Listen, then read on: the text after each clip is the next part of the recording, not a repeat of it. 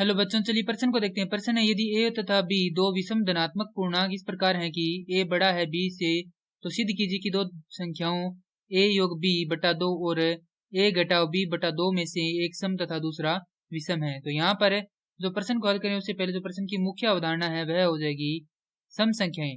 तो सम संख्याएं वे संख्याएं जो 2 से पूर्णतः विभाजित हो सम संख्याएं कहलाती है।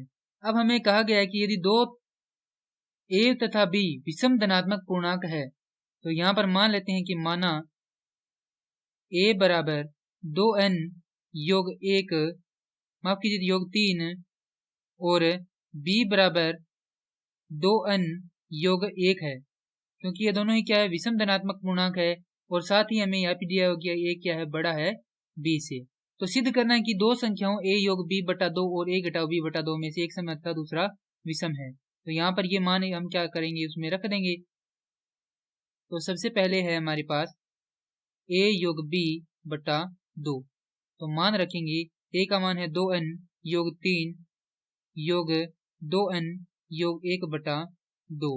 हल करेंगे तो ये आएगा 4n योग 4 बटा 2।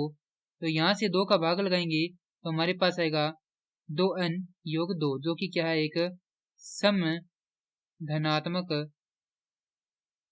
पूर्णांक है। उसके बाद जो द्वितीय है वह है a घटाव b बटा 2। तो 2n योग 3 घटाव 2n घटाव 1 बटा 2। हल करेंगे तो ये आएगा 2 बटा 2 बराबर 1, जो कि क्या है, एक विषम धनात्मक पूर्णांक है।